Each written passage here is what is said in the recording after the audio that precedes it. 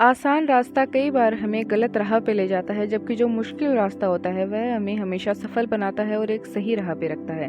So welcome back to my YT family. आप सभी लोगों का स्वागत है मनदीप ऑफिशियल में। अगर आपने मेरे चैनल को सब्सक्राइब नहीं किया है तो सब्सक्राइब कर लीजिएगा और साथ ही साथ में बेल आइकन को प्रेस करना ना भूलें, ताकि मैं आप लोगों के लिए जितनी भी मोटिवेशनल स्टोरीज लेकर के आती हूँ उन सभी के नोटिफिकेशन आपके पास में आते रहेंगे।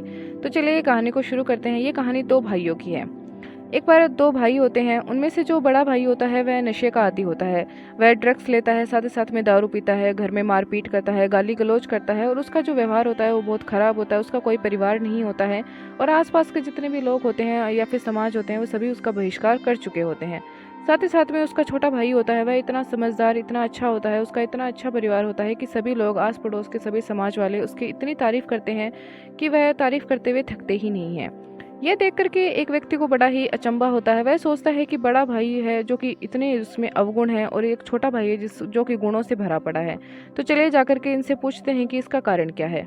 इसके बाद वह आदमी उन दोनों के पास जाता है। सबसे पहले वह बड़े वाले भाई के पास जाकर के पूछता है कि आप इतना नशा क्यों करते हो, आप इतनी बुरी आदतों के अंदर हो, क्या आपको अच्छा लगता है और आप इस तरीके के इंसान कैसे बन गए। इसके बाद में वह कहता है कि मेरे जो पिताजी हैं वह हमेशा नशा करके ही हमारे घर आते थे, हमारी माँ के साथ मारपीट करते थे और गाली गलौज करते थे। उन्हें देख करके मैं ऐसा बन चुका हूँ, मैं भी अब नशा करने लग गया हूँ और अपने घर में मारपीट करता हूँ और तुम मुझसे क्या उम्मीद कर सकते हो। इसके बाद में वह व्यक्ति दूसरे भाई के पास, यानी कि जो छोटा भाई होता है उसके पास जाकर के पूछता है कि आपका जो बड़ा भाई है वो इतना ज़्यादा नशा करता है और जो कि एक तरीके से बर्बादी की कगार पे आ खड़े हो चुके हैं, लेकिन आप उन्हीं के ही छोटे भाई हैं, लेकिन आप अपनी ज़िंदगी में इतने सफल क्यों हैं, बल्कि आप दोनों एक ही पिता की औलाद हैं। इसके बाद में वह कहते हैं कि मेरे पिताजी रोज़ शराब पी करके आते थे, घर में मारपीट करते, गाली गलौज करते, तो मुझे ये देख करके बिल्कुल अच्छा नहीं लगता। मैंने उसी दिन ठान लिया था कि मैं उनके जैसा इंसान कभी भी नहीं बनूंगा, चाहे मुझे अपनी ज़िंदगी में कितनी भी समस्याओं का सामना क्यों ना करना पड़े। इसके बाद उस व्यक्ति को अपने सवालों के जवाब मिल जाते हैं और वह सोचता है कि पहले वाला जो बेटा रहता है वह अपने पिता के नक्शे कदम पे चलता है, क्योंकि वो आसान होते हैं। शराब पीना, पड़े रहना, कोई काम नहीं करना, अपनी ज़िंदगी में किसी प्रकार की समस्याओं का सामना नहीं करना।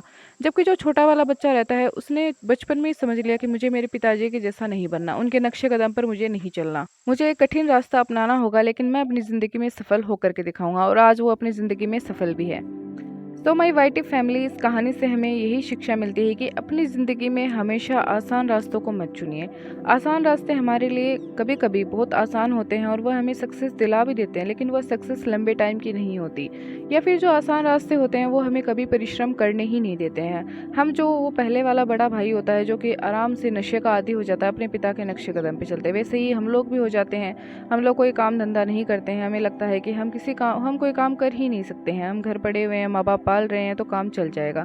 लेकिन हमें उस छोटे वाले भाई की तरह बनना होगा, यानी कि हमें कठिन रास्ते अपनाने होंगे, हमें हमारे आराम को छोड़ना होगा और थोड़ा सा कठिन काम करना होगा, जिससे कि हम अपने लाइफ में सक्सेस हो सकें।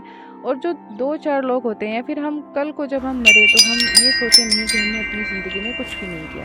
तो thank you so much for listening this motivational story. ऐसी स्टोरीज मैं आप लोगों के लिए लाती रहूँगी और आप लोग मुझे प्लीज़ सपोर्ट कीजिएगा। Thank you.